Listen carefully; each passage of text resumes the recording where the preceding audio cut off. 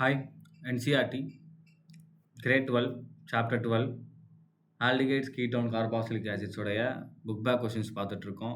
Question number 12.16. Describe the following. First, acetylation. So, acetylation அப்படின்னா என்ன? Addition of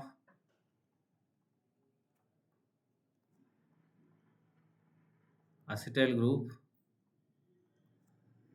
is called என்னதுன்னா acetylation.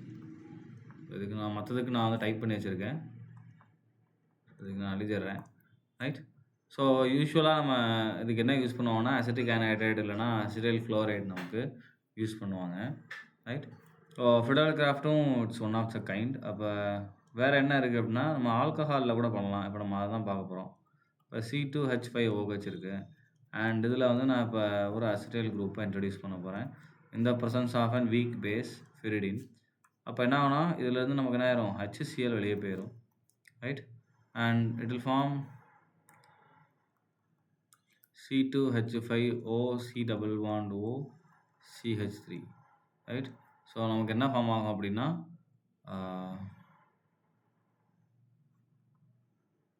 Ethyl acetate form ஆகும் plus HCl வெளியே போகும். இதுதானே சொல்லுவோம் நம்ம அசிடைலேஷன் சொல்லுவோம். அடுத்து நெக்ஸ்ட் பாருங்கள் கன்னிசாரா ரியாக்ஷன். ஸோ கன்னிசாரா ரியாக்ஷன் அப்படின்றது எதில் நடக்கும்? Aldehyde which do not have any alpha hydrogen undergo self oxidation as well as self reduction reaction on treating with concentrated alkalis. In this reaction, one molecule get reduced and other molecule is oxidized to carboxylic acid salt. So அப்போ இதுனா self டிஸ்ப்ரப்போர்ஷனேஷன் reaction அப்படின்னு சொல்லுவோம்.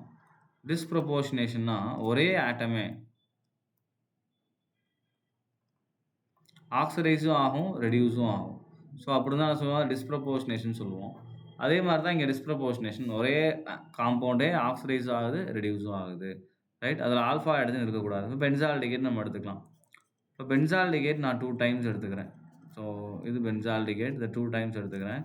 And the presence of a 50% NaOH concentrated alkali. இதில் பார்த்தீங்கன்னா இதுதான் நமக்கு CHO carbon and இந்த position தான் நமக்கு என்ன வரும், ஆல்ஃபா. ரைட்டா. இந்த ஆல்ஃபாவில் என்ன இல்லை, நமக்கு ஹைட்ரஜன் கிடையாது. ஸோ அப்போ இதுனா நம்ம கன்னிசாராக போகும். அப்போ ரெண்டில் ஒரு பார்ட் நமக்கு என்ன ஆயிரும், ரெடியூஸ் ஆகிட்டு CH2OH வரும். அண்ட் இன்னொரு பார்ட் ஆக்சிடைஸ் ஆகிட்டு நமக்கு என்ன மாறும் அப்படின்னா ஆசிடாக மாறும். அண்ட் இது ஆசிடாக மாறினோடனே நமக்கு என்ன பண்ணியிருக்கோம், பேஸ் யூஸ் பண்ணியிருக்கோமா. அப்போ இது ரெண்டு ரியாக்ட் ஆகி நமக்கு என்ன ஆயிரும், சால்ட்டை ப்ரொடியூஸ் பண்ணிடும். அப்போ COOHன்னு தான் இருக்கும். அதுக்கப்புறம் NaOHோட ரியாக்ட் பண்ணி பண்ணிடும் ONAன்னு கொடுத்துரும். அப்போ ஒரு ஆக்சிடைஸ்டு ப்ராடக்ட் ஒரு ரெடியூஸ்டு ப்ராடக்ட், அதாவது ஒரு ஆல்கஹால் அண்ட் ஒரு கார்பாக்சிலிக் ஆசிடை நமக்கு கொடுக்கும். ரைட். அதுதான் நம்ம கன்னிசாரா ரியாக்ஷன் அப்படின்னு சொல்லுவோம். நெக்ஸ்ட் ஒன் பாருங்கள், கிராஸ் ஆல்டால் கண்டென்சேஷன். ஆல்டான்றது அதே பேஸ் போட போகிறோம், பட் ஆல்ஃபா ஹைட்ரஜன் இருக்கக்கூடிய ஆல்டிகைடோ கீட்டோனோ நமக்கு என்ன கண்டென்ஸ் ஆகும். அண்ட் கிராஸ்ன்றது என்னன்னு பாருங்கள். In aldol condensation if the reactant are 2 different aldehyde or ketone then it is called cross aldol condensation. அதாவது நீங்கள் இருக்கக்கூடிய 2 ரியாக்டன்ட்டும் டிஃப்ரெண்ட்டாக இருக்கணும்.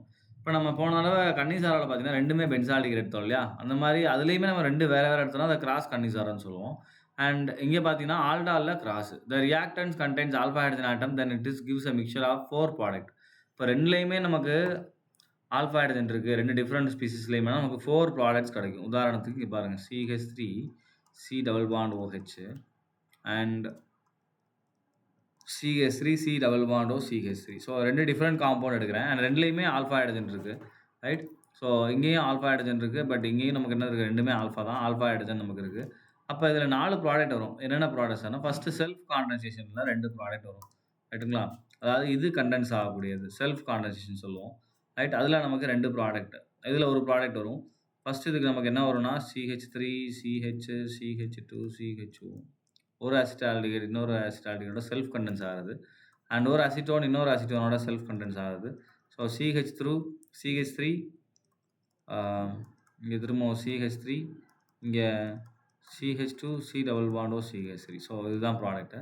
அதுக்கப்புறம் இது ரெண்டும் மிக்ஸ் பண்ணி நமக்கு 2 ப்ராடக்டை கொடுக்கும். எப்படின்னா இதிலேருந்து ஆல்ஃபா ஹைட்ரஜன் வெளியே போகுது அப்படின்னு வச்சுக்கோங்க.